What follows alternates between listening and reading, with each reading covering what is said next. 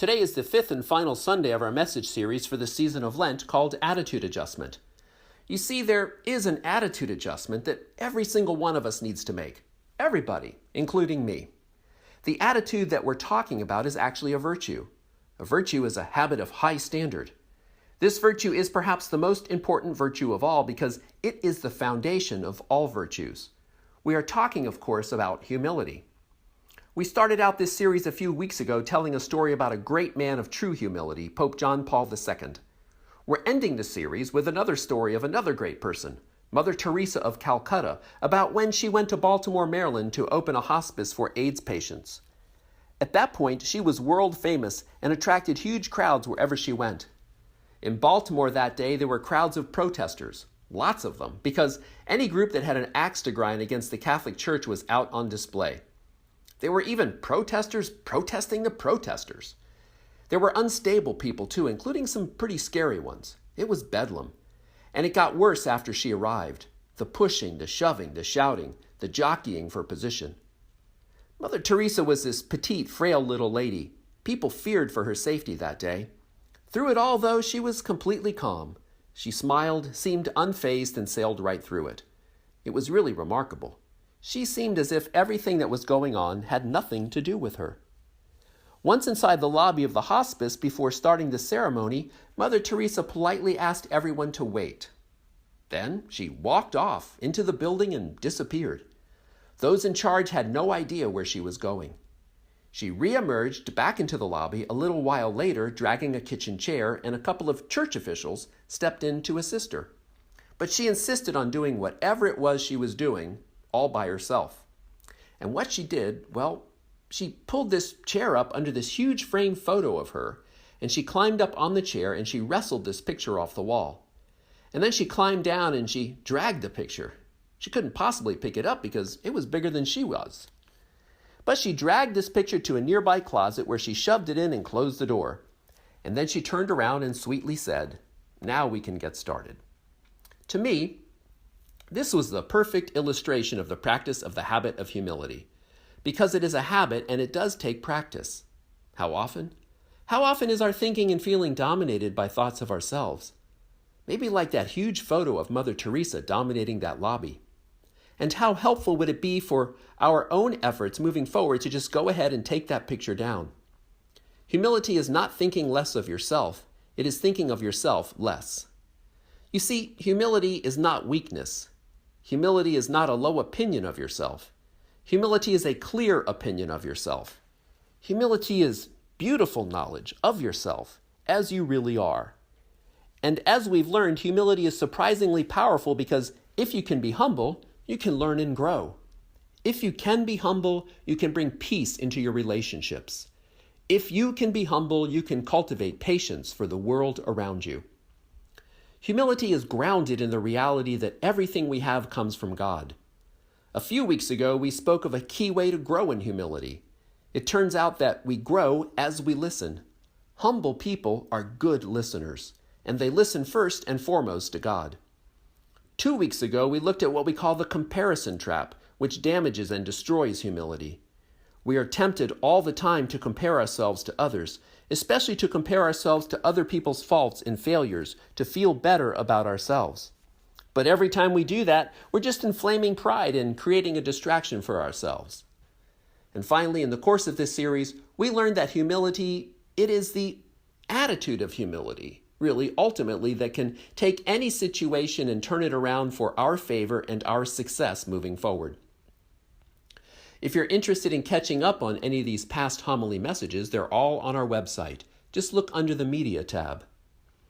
As we wrap up our series today, we want to look at how helpful the attitude of humility can be when it comes to recognizing and eliminating sin in our life. And to do it, we're going to take a look at a passage from the Gospel of John, where we read this.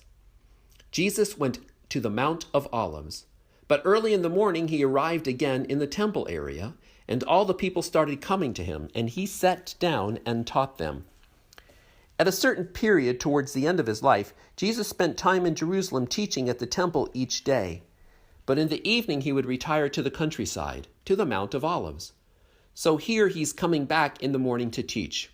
And here's what happened. The scribes and the Pharisees brought a woman who had been caught in adultery and made her stand in the middle. They said to him, "Teacher, this woman was caught in the very act of committing adultery. Now in the law, Moses commanded to stone such a woman. What do you say?" They said this to test him so that they could have some charge to bring against him. They create this huge scene simply to trip up Jesus and trap him as somebody who breaks the law, which was a very serious offense. They were deliberately casting him in an unwinnable position. You see, because the Jewish law called for death by stoning, but the Roman law forbids such things. So however he answered, he'd be breaking someone's law, thereby setting himself up for trouble with the authorities, which is exactly what his enemies wanted. Beyond that was the obvious and stark contrast between Jesus' consistent teaching of mercy and forgiveness and grace juxtaposed against this harsh, inhumane law. In the face of this test and the seemingly impossible challenge at hand, here's what Jesus did. He bent down and began to write on the ground with his finger. So Jesus just slows things down. I don't know about you, but when I get into situations where I'm stressed out, where someone is attacking me or trying to trip me up, my emotions can command my response, and I'm tempted to respond in an impulsive way that very rarely serves me well. That's not what Jesus does here. He just slows down. One of the most effective things you can do when confronted with unexpected conflict or sudden emergency or surprise is to just pause, because there's power in the pause. So he takes his time to answer, and when he finally does, here's what he says. "Let the one among you who is without sin be the first to cast a stone." One of the all-time brilliant responses. He totally reframes the issue so that it's not about the accusation, it's about the accusers and their sinfulness. And then he goes back to writing in the sand. What was Jesus writing? We don't know. All we know is that in response, they went away one by one. So Jesus was left alone with the woman before him, and Jesus straightened up and said to her, "Woman, where are they? Has no one condemned you?" She replied, "No one, sir." Then Jesus said, "Then neither do I condemn you."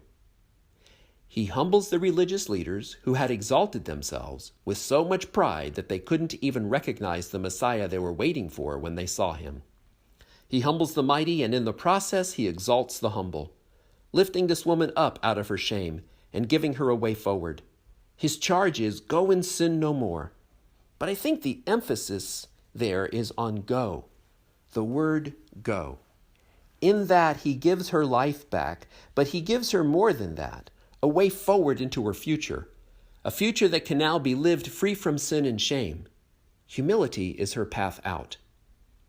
Well, as you know, not all sin is of the same weight. For instance, in this story, the woman's sin is actually less weighty than the sins of the religious leaders. It's true she committed adultery, and that's serious, but their sin is pride, and that's more serious. In fact, it's the most serious sin of all. Pride was the sin of Lucifer and the fallen angels, and that's the sin of the Pharisees too. That's why over and over again, Jesus reserves his most bruising, his most withering criticism for the prideful Pharisees. The reason pride is the most serious sin is because it blinds us to other sin in our life and thereby can be the most consequential of sins. Whatever stage or station of life you're in, your life and mine too is sometimes marred by sin. And if you are like most people in our community, perhaps that sin is not terribly serious in the larger scheme of things. Perhaps not always deeply consequential. Things like gossip or ingratitude, impatience, overindulgence, impurity, and temperance. But sin for sure. Did you know that sometimes God actually allows us to struggle with sin? And did you know that it's very possible the reason God allows us to struggle with sin is to teach us humility? Sometimes God saves us from the worst possible sin, the sin of pride, as we struggle with lesser sin. Little daily reminders of how far apart from perfect we really are. Pride makes us artificial, fake. Humility makes us real. Humble acknowledgement of our sin, to ourselves and before God first of all, but also to others when appropriate, and from time to time, perhaps in the sacrament of confession, can be the path out of sin and the path into a future freer from sin. This is what we want you to know this week. The attitude of humility is very helpful when it comes to recognizing and eliminating sin in our life. The woman was adulterous, but her accusers had the greater sin of pride. The reason pride is the most serious sin is because it blinds us to other sin in our life and thereby can be the most consequential of sins. When pride blinds us to sin and inevitably leads to more sin, humility can recognize sin and help us with the grace of our Savior to move beyond it. To paraphrase St. Augustine, commenting about the former angel Lucifer, he said, "It was pride that changed angels like Lucifer into devils. It is humility that transforms people into angels." That's what we want you to know.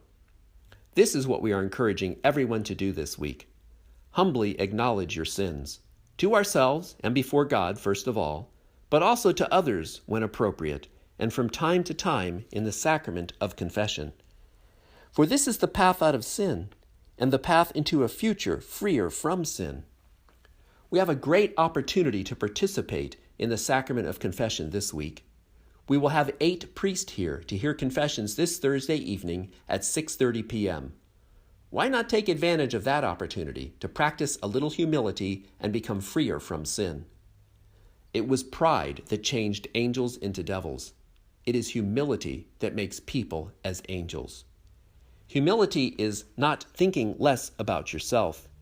Humility is thinking about yourself less.